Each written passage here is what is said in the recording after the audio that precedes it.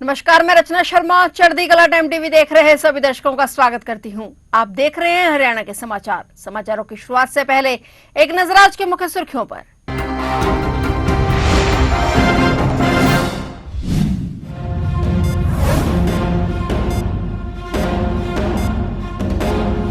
हरियाणा में आज 1 अप्रैल से 4 बड़े बदलाव। हरियाणा में आज से महंगी हुई जमीन, 14 तहसीलों और उप तहसीलों में नए कलेक्टर रेट लागू। हाईवे पर टोल हुआ महंगा।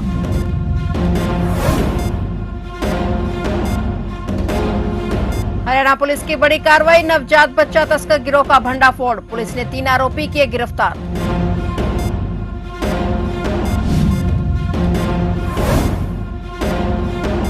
बिना अपील 32 साल जेल में रहा दोषी। हाईकोर्ट ने कहा पीड़ा नहीं बढ़ा सकते। जेल प्रशासन की लापरवाही पर जताई नाराजगी।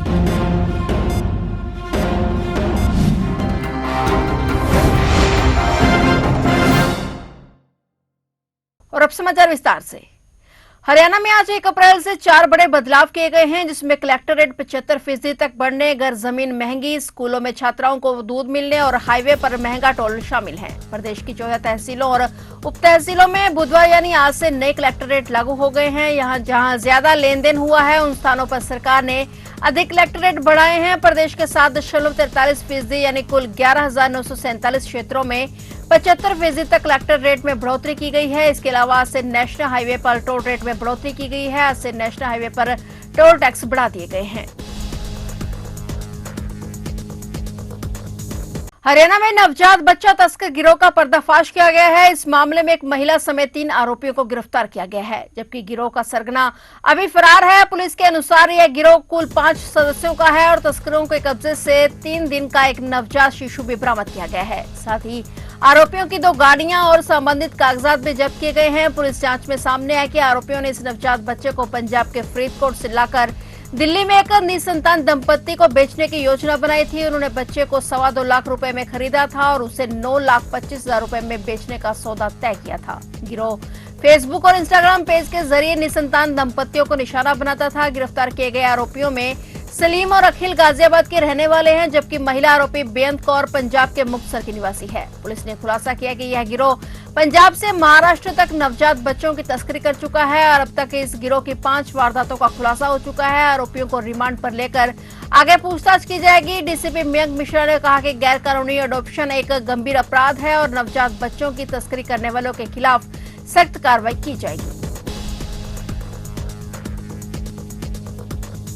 हत्या के मामले में सजा के खिलाफ अपील दाखिल करने में 32 साल की देरी पर पंजाब हरियाणा हाईकोर्ट ने कड़ी नाराजगी जताई है। हाईकोर्ट ने कहा कि न्याय प्रक्रिया में इतनी लंबी देरी किसी भी स्थिति में स्वीकार नहीं की जा सकती और अब इस पीड़ा को और लंबा नहीं खींचा जा सकता। कोर्ट ने बताया कि वर्ष 1992 में दोषी ठहराए गए व्यक्ति ने करीब 32 वर्ष जेल में बिताए, लेकिन इस दौरान उसकी ओर से अपील तक दाखिल नहीं की गई। हाईकोर्ट ने पाया कि दोषी करीब 11,740 दिनों लगभग 32 साल की देरी के बाद अपील लेकर कोर्ट पहुंचा और जस्टिस अश्विनी कुमार मिश्रा और जस्टिस रोहित कपूर की पीठ ने कहा कि इतने लंबे समय तक कैद के बावजूद अपील दाखिल न होना गंभीर चिंता का विषय है। यदि आरोपी स्वयं अपील दाखिल नहीं कर सका तो यह जेल प्रशासन की जिम्मेदारी थी कि वह इस दिशा में आवश्यक कदम उठाता। पीठ ने इस मामले में कानूनी सहायता प्रणाली की विफलता पर भी चिंता जताई और कहा कि इसकी निष्क्रियता की खमियाजा दोषी को नहीं भुगतना चाहिए, बल्कि कोर्ट ने स्पष्ट किया कि यह प्रकरण न्याय व्यवस्था को गंभीर खामियों को उजागर करता है और हाईकोर्ट ने 32 वर्ष की देरी को माफ करते हुए अपील को सुनवाई के लिए स्वीकार कर लिया है और ट्रायल कोर्ट का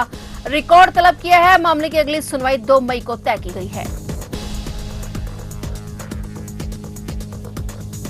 आज से हाईवे पर सफर करना और भी ज्यादा महंगा हो गया है। दरअसल अंबाला के पास लगते शंभू टोल प्लाजा के दाम बढ़ा दिए गए हैं और इसके साथ ही आज से टोल पर कैश से भुगतान करना भी बंद हो गया है। जानकारी देते हुए टोल प्लाजा मैनेजर ने बताया कि कार से लेकर हर वाहन के टोल भुगतान में 10 से 20 रुपए की बढ़ोतरी हो गई है। मंथली पास जो 340 रुपए का बनता था वो अब 350 का हो गया है। वहीं साल वाले पास के दाम में भी बढ़ोतरी हुई है। उन्होंने बताया कि आज से टोल प्लाजा पर कैश बंद कर दिया गया है और अब ऑनलाइन ट्रांजैक्शन करने पर 1.25% के हिसाब से पेमेंट देनी होगी। 1 अप्रैल से लगभग एनएचआई के सभी टोलों पे रेट रिवाइज होते हैं, तो अपने यहाँ भी रेट इम्प्लीमेंट हुआ है रात 12 बजे से, जो कि सभी व्हीकल्स में कार से लेके 4 to 6 एक्सल सभी में रेट रिवाइज हुआ है। किसी में 5 रुपये, किसी में 10 रुपये ये इम्प्लीमेंट हुआ है। बाकी लोकल गाड़ी है जिनका पास 340 का था, अभी 350 का हुआ है। जो एनुअल पास चल रहा था 3000 का, वो अभी 3075 का हुआ है। कैश अभी बंद है, यूपीआई से पेमेंट करो या फास्टैग से पेमेंट। कैश डबल लिया जाता था, उसके लिए कोई बदलाव हुआ है? हाँ, उसमें 1.25% है अपने यूपीआई के थ्रू। हरियाणा में गेहूं की सरकारी खरीद आज 1 अप्रैल से शुरू हो गई है, जिसे लेकर प्रदेश के अनाज मंडियों में तैयारियां तेजी से पूरी कर ली गई हैं। दरअसल किसानों को किसी प्रकार की असुविधा ना हो, इसके लिए अंबाला शहर अनाज मंडी में विशेष इंतजाम किए गए हैं। बता दें कि मंडी परिसर में साफ सफाई के साथ साथ टूटी सड़कों की मुरम्मत और लाइटों की व्यवस्था दुरुस्त की गई है। किसानों की सुविधा को ध्यान में रखते हुए इस बार मंडी में ठहरने और खाने पीने के भी विशेष प्रबंध किए गए हैं। हालांकि किसान मजदूर होटल कैंटीन में गैस की कमी के चलते खाना चूल्हे पर बनाना पड़ रहा है और इस कैंटीन में किसानों और मजदूरों को मात्र 10 रुपए में घर जैसा भोजन उपलब्ध कराया जाता है। इस बारे में जानकारी देते हुए चेयरमैन जसविंदर सिंह ने बताया कि सरकार द्वारा दिए गए निर्देश पर इस बार गेहूं की खरीद दोपहर के समय होगी और रात के समय लिफ्टिंग का कार्य किया जाएगा। 1 अप्रैल से हमारी जो सरकारी खरीद स्टार्ट है और उसको लेके हम काफ़ी टाइम से तैयारियों में लगे हुए हैं। आज भी हमारी कमेटी की सभी मेंबरों की मीटिंग बुलाई हुई थी और उसमें 2 एजेंसियां हमारी जो गेहूं खरीद करती हैं, डीएफएससी और हैफेड, और उन दोनों एजेंसियों के हमने यहाँ पे अधिकारी बुलाए हुए थे। उनके साथ सारी चर्चा हुई है, सारी तैयारियां हमारी पूरी हैं और हमारे किसी भी व्यापारी साथी को, किसान भाई को किसी तरह की कोई समस्या ना आए, उसको लेके हम पूरी तरह से तैयार नहीं। हम उसी को लेके सारी जनरल चर्चा कर रहे हैं कि किसी को भी इस तरीके की समस्या ना आए। सरकार ने भी अब की बार एक समय निर्धारित किया है गेट पास को लेके कि दिन में जो है गेहूं की खरीद होगी और रात को उसकी लिफ्टिंग की जाएगी डे बाय डे। और उम्मीद है कि जो पीछे दिक्कतें आती हैं कि अब के सीजन में वो दिक्कत ना आए। आज से गेहूं की सरकारी खरीद शुरू हो चुकी है और इस बार पहली बार मुनादी के जरिए किसानों को जागरूक किया जा रहा है। डीसी सिंह ने करनाल की अनाज मंडी का दौरा कर व्यवस्थाओं का जायजा लिया और इस दौरान उन्होंने अधिकारियों को निर्देश दिए कि किसानों को किसी भी तरह की परेशानी का सामना न करना पड़े। साथ ही उन्होंने आड़तियों से भी बातचीत की। डीसी ने बताया कि इस बार सरकार की ओर से कुछ बदलाव किए गए हैं। मंडी गेट पर सीसीटीवी कैमरे लगाए गए हैं और ऑक्शन के लिए एक ऐप भी लॉन्च की गई है, जिससे खरीद प्रक्रिया में पारदर्शिता और सुविधा बढ़ेगी। उन्होंने किसानों से अपील की कि वे अपने बायोमेट्रिक प्रक्रिया पूरी करवाएं और गेहूं को अच्छी तरह से सुखाकर ही मंडी में लाएं ताकि उन्हें फसल का उचित मूल्य मिल सके। सरसों और गेहूं दोनों की खरीद आज शुरू हो गई है और इस बार जो सरकार ने कुछ बदलाव किए हैं प्रोक्योरमेंट के सिस्टम में, बायोमेट्रिक अटेंडेंस किया है, एग्जिट गेट पे भी कैमरेज रखे हैं और यहाँ पे हमारे इसमें ऑक्शन के लिए भी एक नया तरीका एक ऐप लॉन्च की है। तो इसका हमारे अधिकारियों ने कल ही ड्राई रन कर लिया था, कोई समस्या ही नहीं है। तो अब आज एक्चुअल में कुछ 2-3 गाड़ियाँ आई हैं तो उनको भी हमने देखा कि कोई समस्या नहीं आ रही, बिल्कुल स्मूथ काम चल रहा है। और किसानों से मैं अनुरोध करूंगा कि जो भी अपनी फसल लाएं वो अपना जो ट्रैक्टर है, नंबर का ट्रैक्टर हो, रजिस्टर्ड हो, उसमें लाने की कोशिश करें। और बिल्कुल ये संभव नहीं ला पा रहे हैं तो एसडीएम साहब से अपना वो एग्जाम्पशन उनको लेना पड़ेगा। बायोमेट्रिक वेरिफिकेशन के लिए कंफ्यूजन है किसानों की, गेट पर होगी, डेयरी पर होगी? गेट पर होगी। इसकी व्यवस्था कर ली है, मशीनें आ गई हैं और मशीनें 1, 2, 3, 4 जितनी लगानी पड़ेंगी उतनी लगाएंगे।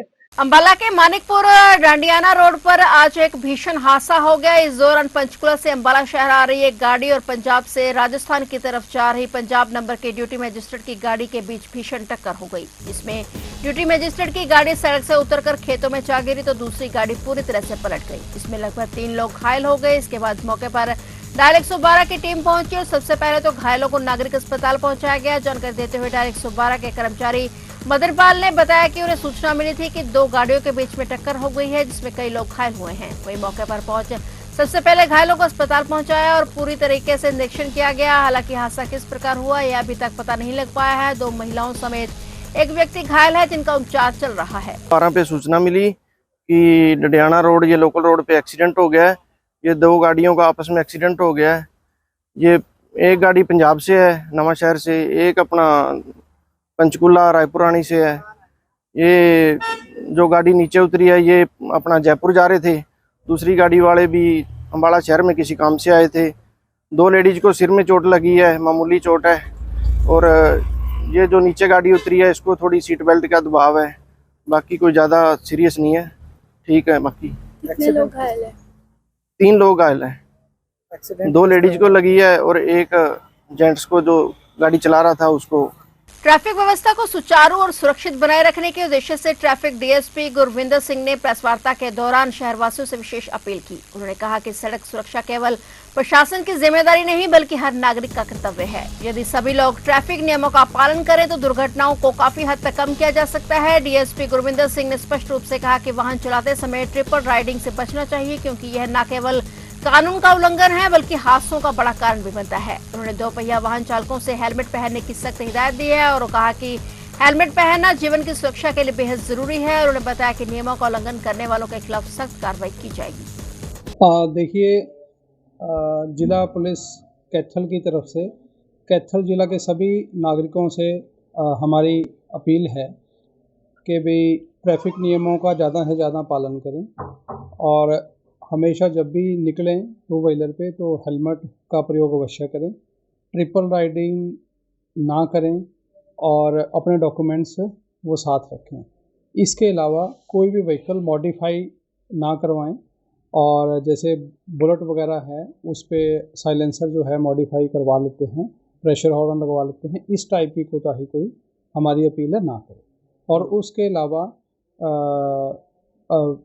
रॉन्ग पार्किंग ना करें किसी व्हीकल को, over speed plus drunk and driving ना करें। तो ये हमारा विषय है। इसके लिए हम एक ब्लैक फिल्म का प्रयोग ना किया जाए और एक हम स्पेशल कैंपेन भी इसके लिए चलाएंगे समय समय पे। जो रॉन्ग पार्किंग या ये मॉडिफाइड व्हीकल या ब्लैक फिल्म, ओवर स्पीड या ड्रंक ड्राइविंग करते हैं तो उसके माध्यम से फिर चालान भी जो वायलेशन करेंगे ट्रैफिक रूल्स की उनके खिलाफ हम चालान भी सुनिश्चित करेंगे। फिलहाल हरियाणा के समाचारों में इतना ही। और नए समाचारों के साथ फिर से हाजिर होंगे, तब तक के लिए देखते रहिए चढ़ती कला टाइम टीवी।